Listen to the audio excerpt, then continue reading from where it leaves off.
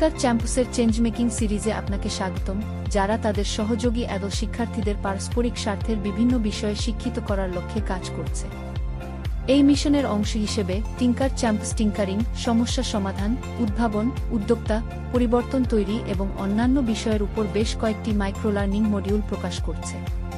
টিঙ্কার চ্যাম্পসের change making সিরিজে আপনাকে স্বাগতম, যারা তাদের সহযোগী অ্যাডল শিক্ষার্থীদের পারস্পরিক স্বার্থের বিভিন্ন বিষয়ে শিক্ষিত করার লক্ষ্যে কাজ করছে।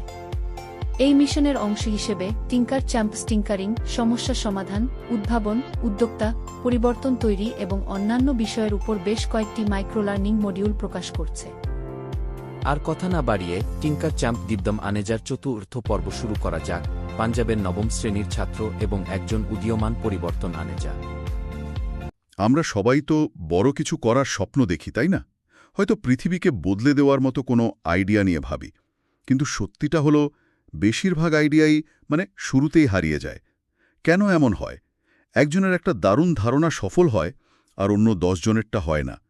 এর পেছনে কি শুধু টাকা বা প্রযুক্তির খেলা? ব্যাপারটা বেশ মজার। আমাদের কাছে যে সোর্সগুলো আছে সেখানে কিন্তু বলা হচ্ছে আসল কারণটা প্রযুক্তি বা টাকা নয়, বরং মানুষের ভেতরের শক্তি। ভেতরের শক্তি? হ্যাঁ, যে কোনো বড় উদ্যোগ বা পরিবর্তনের পেছনে আসলে 3টি মানবিক জ্বালানি কাজ করে। সোর্সগুলো এদের নাম দিয়েছে প্যাশন বা অনুরাগ, পারপাস বা উদ্দেশ্য, আর ড্রাইভ বা কর্মশক্তি। মানবিক জ্বালানি, দারুণ একটা টার্ম তো। এই 3টি সঠিক মিশ্রণই একটা সাধারণ আইডিয়াকে অসাধারণ করে তোলে। তার মানে এই 3টি জিনিসই হলো সেই গোপন উপাদান যা কাউকে শেষ পর্যন্ত লক্ষ্যে পৌঁছে দেয়। চলুন তাহলে এই রসায়নটাকেই আজ একটু কাটাছেড়া করা যাক। ঠিক তাই। আর সোর্সগুলো কিন্তু শুধু তত্ত্ব দিয়েই থামেনি, কয়েকটা অসাধারণ বাস্তব উদাহরণও দিয়েছে। আমরা দেখব কিভাবে খুব সাধারণ ছেলেমেয়েরা এই 3টি শক্তি ব্যবহার করে পৃথিবীকে রীতিমতো নাড়া দিয়েছে। দারুণ। তাহলে শুরু করা যাক প্রথম জ্বালানি দিয়ে, প্যাশন। আমরা সবাই তো এই শব্দটা ব্যবহার করি, কিন্তু সোর্স অনুযায়ী এর আসল মানেটা কি? এটা কি শুধুই কোনো কিছু ভালো লাগা? এখানেই কিন্তু প্রথম ভুলটা হয়। সোর্স বলছে প্যাশন আর আগ্রহ ইন্টারেস্ট এক জিনিস নয়। আচ্ছা। আগ্রহ হলো কৌতূহল। যেমন আমার কোডিং করতে ভালো লাগে, এটা আজ আছে কাল নাও থাকতে পারে। কিন্তু প্যাশন হলো একটা গভীর প্রতিশ্রুতি। আমি এই অ্যাপটা তৈরি করে ছাড়ব, কারণ আমি বিশ্বাস করি এটা মানুষের জীবন সহজ করবে, ভলেই এতে আমার রাতের ঘুম নষ্ট হয়। বুঝতে পারছি। প্যাশন হলো সেই অনুভূতি যা আপনাকে সময়ের কথা ভুলিয়ে দেয়। একদম, যা আপনার পরিচয়ের অংশ হয়ে যায়। কিন্তু এই প্যাশন খুঁজে পাওয়াটাই তো সবচেয়ে কঠিন কাজ। অনেকেই বলে আমি আমার প্যাশন খুঁজে পাচ্ছি না। উৎস কি এ ব্যাপারে কিছু বলছে? এটা কি এমন কোনো জিনিস যা হঠাৎ একদিন আবিষ্কৃত হয়? এখানেই সবচেয়ে বড় চমকটা। উৎস বলছে প্যাশন খুঁজে পাওয়ার জিনিস নয়, এটা তৈরি করার জিনিস। কি বলছেন?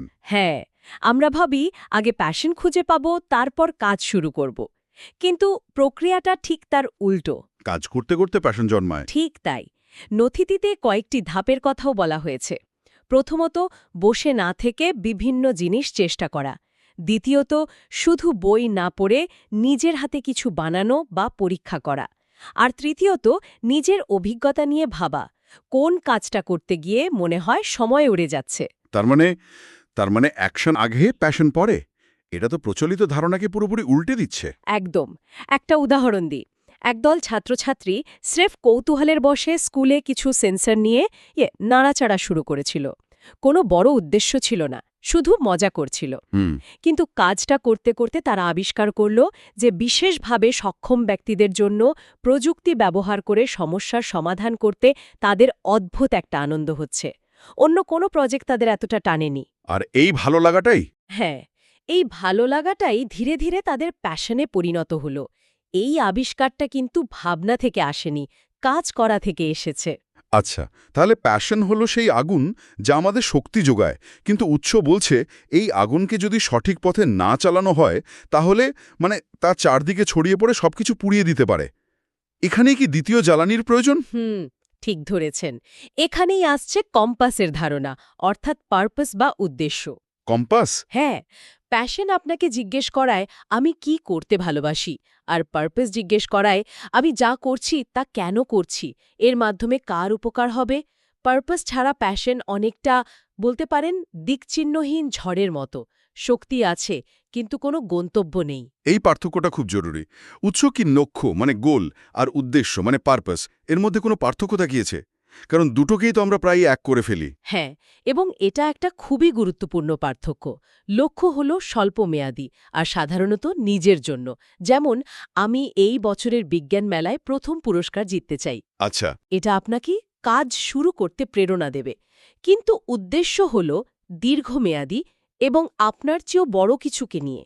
যেমন, আমি এমন একটি প্রযুক্তি তৈরি করতে চাই যা আমাদের গ্রামের সব মানুষ কম খরচে বিশুদ্ধ পানি পেতে পারে। বাহ। লক্ষ্য আপনাকে দৌড় শুরু করতে সাহায্য করে, কিন্তু উদ্দেশ্য আপনাকে হোঁচট খাওয়ার পরেও দৌড়ে টিকে থাকতে সাহায্য করে, কারণ তখন ব্যাপারটা আর শুধু আপনার একার থাকে না। বাও।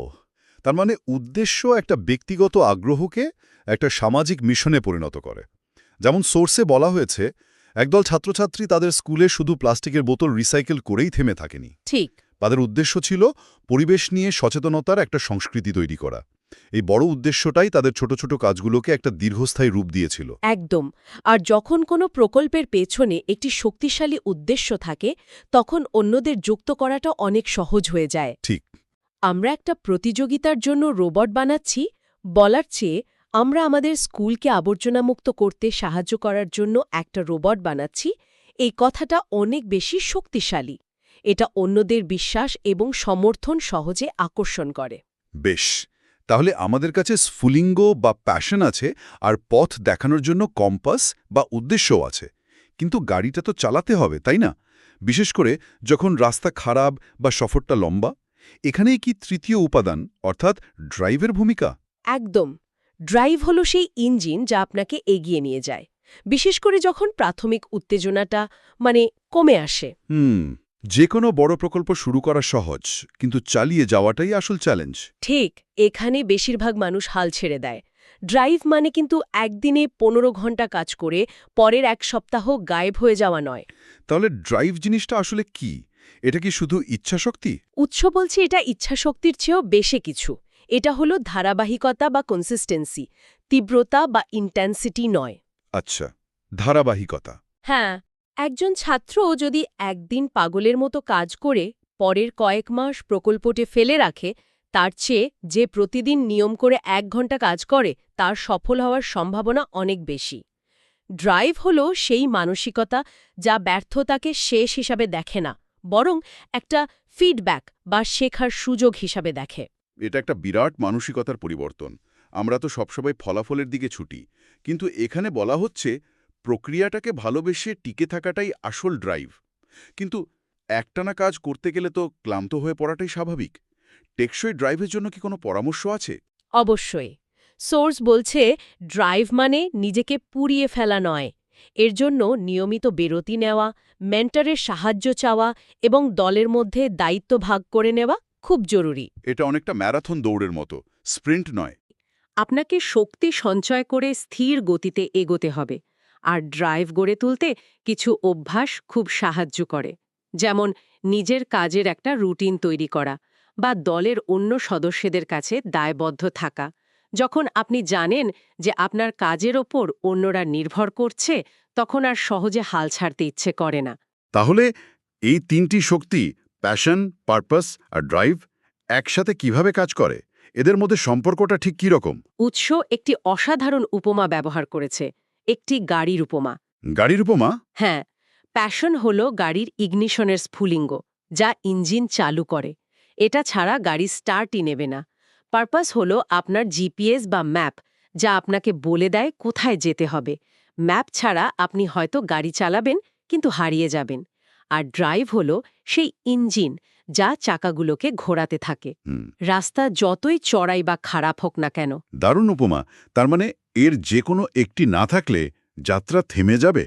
উৎস কি এদের কোনো একটির অনুপস্থিতির পরিণতি নিয়ে কিছু বলেছে? হ্যাঁ, খুব স্পষ্টভাবে বলেছে। যদি আপনার প্যাশন আর ড্রাইভ থাকে কিন্তু পারপাস না থাকে, তাহলে আপনি হবেন একজন ব্যস্ত বোকা। অনেক পরিশ্রম করবেন কিন্তু কোথায় যাচ্ছেন তা জানবেন না।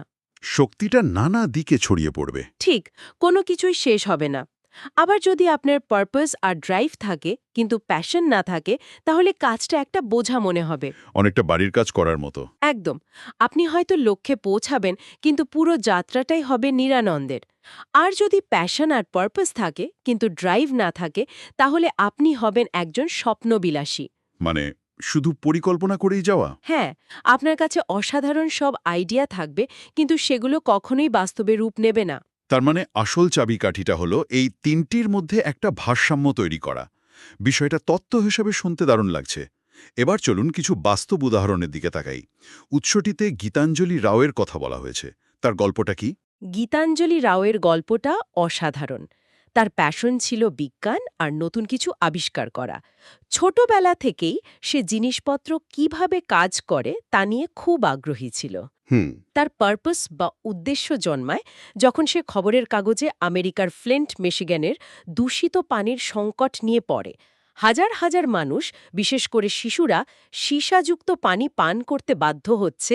এই ব্যাপারটা তাকে খুব নাড়া দেয়। তার মানে একটা সামাজিক সমস্যা তার প্যাশনকে একটা নির্দিষ্ট দিকে চালিত করলো। ঠিক, সে ঠিক করে নিরাপদ পানীয় জল সবার জন্য সহজলভ্য করতে সে কিছু একটা করবে। তারপর সে কি করল? সেই উদ্দেশ্যকে সামনে রেখেই সে মাত্র ১১ বছর বয়সে কাজ শুরু করে। সে টেথিস নামে একটি যন্ত্র তৈরি করে যা কার্বন ন্যানোটিউব ব্যবহার করে পানিতে সীসার উপস্থিতি খুব দ্রুত এবং সস্তায় শনাক্ত করতে পারে। কিন্তু এখানেই তার ড্রাইভের আসল পরীক্ষা শুরু হয়। তার প্রথম প্রোটোটাইপগুলো কাজ করেনি, ও, কিন্তু সে হাল ছাড়েনি, বরং মেন্টরদের সাহায্য নিয়েছে, ডিজাইন উন্নত করেছে এবং দিনের পর দিন ল্যাবে কাজ করে গেছে। এই ধারাবাহিকতাই তার আইডিয়াকে বাস্তবে পরিণত করেছে। মাত্র ১১ বছর বয়সে এত ধৈর্য! অবিশ্বাস্য। উৎসটিতে বিনিশা উমাশঙ্করেরও উদাহরণ ছিল, তাই না? হ্যাঁ, ভারতের তামিলনাড়ুর বিনিশা উমাশঙ্করন গল্পটাও একই রকম অনুপ্রেরণাদায়ক। তার প্যাশন ছিল পরিবেশ এবং উদ্ভাবন। আচ্ছা। তার উদ্দেশ্য তৈরি হয় খুব সাধারণ একটা দৃশ্য দেখে। সে দেখত রাস্তার ধারে যারা কাপড় ইস্ত্রি করে তারা জ্বালানি হিসেবে কাঠকয়লা ব্যবহার করে। এর ধোঁয়া শুধু পরিবেশেরই ক্ষতি করে না, ওই মানুষগুলোর স্বাস্থ্যেরও মারাত্মক ক্ষতি করে। এই দৃশ্যটা তাকে ভাবতে বাধ্য করে। একদম। আর সেই ভাবনা থেকেই সে একটা সমাধান বের করে ফেলল। কি সমাধান? মাত্র ১২ বছর বয়সে সে একটি সৌরশক্তি চালিত ইস্ত্রি গাড়ি বা সোলার আয়রনিং কার্ট ডিজাইন করে। এটা শুধু পরিবেশ বান্ধবী ছিল না, ওই ইস্ত্রি বিক্রেতাদের জ্বালানির খরচও বাঁচিয়ে দিত। কিন্তু তার ড্রাইভ দেখুন, সে শুধু একটা প্রোটোটাইপ বানিয়েই থেমে থাকেনি। পড়াশোনার পাশাপাশি সে তার ডিজাইন উন্নত করেছে, বিভিন্ন প্রতিযোগিতায় অংশ নিয়েছে এবং জলবায়ু পরিবর্তন নিয়ে বিশ্ব মঞ্চে কথা বলেছে। ঠিক, তার ড্রাইভ শুধু উদ্ভাবনেই সীমাবদ্ধ ছিল না, সচেতনতা তৈরিতেও ছিল। এই গল্পগুলো থেকে একটা জিনিস পরিষ্কার, রাস্তাটা মোটেও সহজ ছিল না। আইডিয়া থাকাই যথেষ্ট নয়। তাদের নিশ্চয়ই অনেক বাধার সম্মুখীন হতে হয়েছে। অবশ্যই। সোর্স বলছে তাদের দুজনেরই কিছু সাধারণ চ্যালেঞ্জ ছিল, যেমন প্রয়োজনীয় জ্ঞান বা উপকরণের অভাব, প্রথম দিকের ব্যর্থতা আর পড়াশোনার চাপ। ভাবুন একবার, একদিকে স্কুলের হোমওয়ার্ক, অন্যদিকে পৃথিবীকে বদলে দেওয়ার প্রজেক্ট। কিন্তু তারা সাহায্য চাইতে দ্বিধা করেনি, ছোট ছোট সাফল্যগুলোকে উদযাপন করেছে আর কঠোরভাবে সময় ব্যবস্থাপনা করেছে। এই গুণগুলোই তাদের এগিয়ে নিয়ে গেছে। পুরো আলোচনা থেকে একটা গভীর বিষয় উঠে আসছে। উৎস বলছে এই পরিবর্তন আনার যাত্রাটা শুধু বাইরের জগতে সমস্যা সমাধানের জন্য নয়, এটা নিজেকে আবিষ্কার করারও একটা পথ। এই বিষয়টা একটু ব্যাখ্যা করবেন। এটা খুবই গুরুত্বপূর্ণ একটা পয়েন্ট। যখন একজন তরুণ বা তরুণী এই ধরনের কোনো প্রকল্পে কাজ করে, তখন সে শুধু একটা জিনিস তৈরি করে না, সে নিজেকেও তৈরি করে। নিজের শক্তি আর দুর্বলতা সম্পর্কে একটা স্পষ্ট ধারণা পায়। কোন সমস্যাটা সমাধানের জন্য সে তার এত সময় আর শক্তি দিচ্ছে তা তার ভেতরের মূল্যবোধকে প্রতিফলিত করে। বারবার ব্যর্থ হওয়ার পর আবার উঠে দাঁড়ানোর যে ক্ষমতা, তা তার মানসিক পরিপক্কতা তৈরি করে। এই শিক্ষাটা কিন্তু ক্লাসরুমের পরীক্ষায় পাওয়া যায় না। অর্থাৎ পরিবর্তন আনার এই প্রক্রিয়াটি একটি আয়নার মতো কাজ করে, যা আমাদের চিনতে সাহায্য করে আমরা আসলে কে এবং কোন বিষয়টি আমাদের কাছে সবচেয়ে গুরুত্বপূর্ণ। ঠিক। উপস্থাপনার কাজ শুরু করেছিল সে হয়তো টেকসই জীবনযাত্রা নিয়ে তার আজীবনের প্যাশন খুঁজে পায়। তার মানে বাইরের প্রভাবের পাশাপাশি ভেতরের রূপান্তরটাও সমান গুরুত্বপূর্ণ।